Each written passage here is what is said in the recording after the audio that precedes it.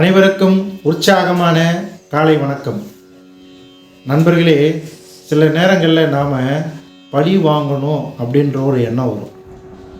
ஏன் நமக்கு அந்த எண்ணம் வருதுன்னா, நம்ம லைஃப்பில் சில பேர் நம்மளை அவமானப்படுத்தியிருப்பாங்க, அசிங்கப்படுத்தியிருப்பாங்க, வேதனைப்படுத்தியிருப்பாங்க, துரோகம் பண்ணியிருப்பாங்க. ஸோ இவங்களை நமக்கு பழி வாங்கணும் அப்படின்ற ஒரு எண்ணம் வரும்.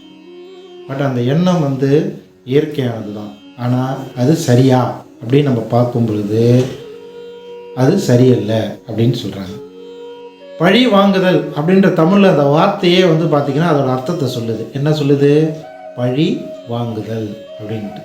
ஸோ நீங்கள் யாரை பழி வாங்கணும்னு நினைக்கிறீங்களோ அவங்களோட பழியை நீங்கள் வாங்கிக்கிறீங்க அப்படின்னு அர்த்தம். அவங்களோட கர்மாவை நீங்கள் வாங்கிக்கிறீங்க அப்படின்னு அர்த்தம்.